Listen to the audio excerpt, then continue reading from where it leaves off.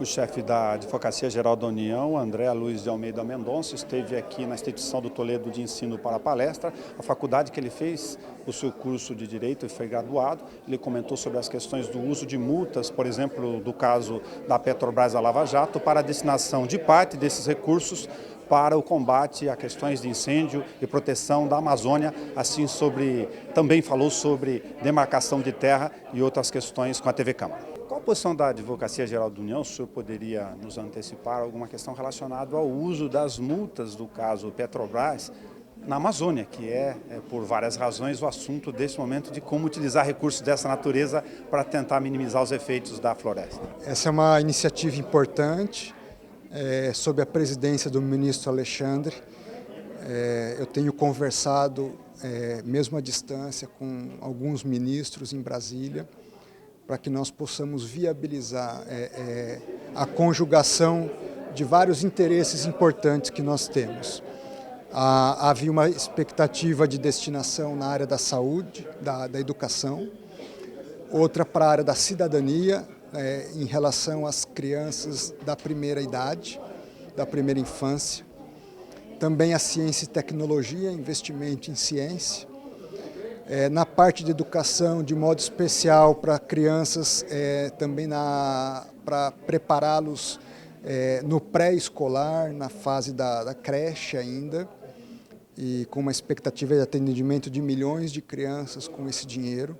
E surge diante do que está acontecendo na questão da Amazônia, a possibilidade também de uma destinação para fins de proteção da nossa floresta amazônica.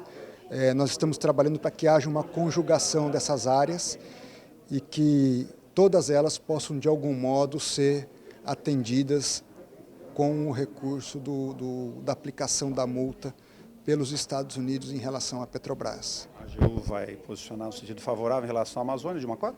Nós estamos aguardando uma definição das pastas para que amanhã, a ideia é que amanhã nós apresentemos uma posição oficial sobre isso.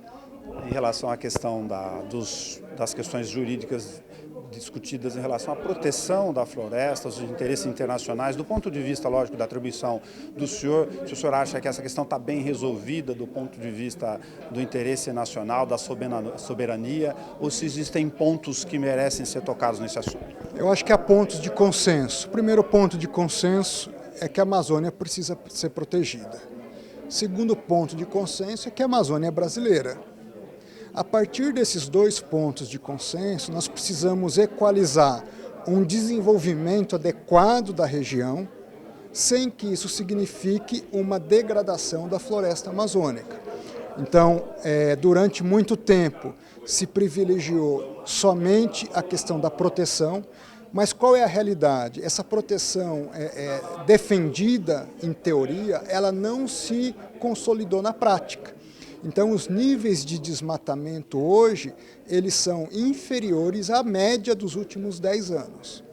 Isso não significa que nós estejamos satisfeitos. Ao contrário, nós precisamos melhorar. Agora, eu tenho convicção de que a melhoria da proteção da floresta passa pelo melhor desenvolvimento econômico das pessoas que estão nessa floresta. Eles, sim, são os maiores interessados, os mais diretos interessados na proteção. Mas nós precisamos dar condições para que eles não só defendam a floresta, mas extraiam também riquezas em função da exploração da atividade econômica dentro da própria região, sob pena de nós criarmos fossos de desenvolvimento que facilitam a degradação por agentes que não estão preocupados com o desenvolvimento sustentável da região. Em particular, como é que o senhor vê a questão da discussão da efetividade, desde o auto de infração na origem, com base no marco legal existente hoje, e a discussão sobre se isso lá na ponta acaba se convertendo em multas efetivas com aplicação e recuperação na fase de execução, porque é uma discussão sobre a não efetividade desde o início, do ponto de vista da fragilidade das execuções, mas também do resultado final dessas multas. Acho que bom senso é a palavra que deve ser o norte. Bom senso na fiscalização, nós não podemos multar por multar, sem uma justificativa que fundamente a verificação daquele ilícito, mas uma vez verificado o ilícito, nós precisamos melhorar toda a cadeia procedimental. Uma aplicação de multa subsistente, uma melhor atuação no sentido de não permitir que essas pessoas reincidam na região com a mesma prática e termos, a partir de multas subsistentes, uma cobrança efetiva, primeiro administrativamente e depois, se for o caso, na esfera judicial. Agora, lembrando, a floresta amazônica é um continente, ela é maior que a Europa e a fiscalização somente pelas autoridades públicas, ela é muito difícil, seja pelo tamanho, seja pela formatação da região, de difícil acesso, difíceis estradas. Então, quem tem que ser, nós precisamos criar mecanismos para que a própria comunidade que vive no local tenha condições de viver no local, de viver com dignidade e, a partir disso, ter uma atuação mais próxima de compreender o seu papel também como primeiro agente defensor da floresta amazônica. A questão das demarcações de terras também são ações da AGU, tem em Mato Grosso agora uma ação recente, mas também na Amazônia outros territórios ligados à questão do uso da terra por aqueles que nela sobrevivem ou vivem nela no tempo. Muda muito isso do ponto de vista do patamar do novo governo? Eu acho que nós precisamos mudar a concepção. Eu vou te dar um exemplo concreto. Índios do Mato Grosso desenvolveram, por quererem viver do próprio trabalho, atividades agrícolas numa região, na região da sua própria propriedade. E começaram a produzir ali milho, soja, índios. Esses índios foram multados pelo IBAMA no valor de mais de 100 milhões de reais. Ou seja, nós não damos hoje dignidade para que a própria comunidade indígena viva na terra que é de sua propriedade.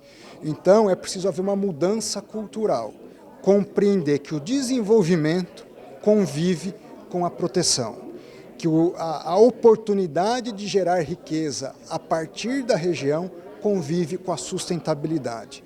Então, nós precisamos ter maior equilíbrio ao tratar desenvolvimento e preservação. Por fim, o senhor vem da área da corregedoria, onde o tema corrupção, um dos pilares do atual governo, diz respeito à questão de governança, enfim. Se o senhor acha que os instrumentos disponíveis do ponto de vista da experiência da carreira do senhor são suficientes, se a gente tem um caminho longo a percorrer para que recursos possam não ser buscados para serem recuperados, mas se evitar que eles se percam? Excelente pergunta. O que eu posso te dizer é: não se combate a corrupção com um tiro só, nem com um único remédio. A corrupção demanda uma mudança de perspectiva cultural e institucional. Ou seja, o poder público tem sua responsabilidade, os políticos têm a sua responsabilidade, mas a sociedade também tem a sua responsabilidade.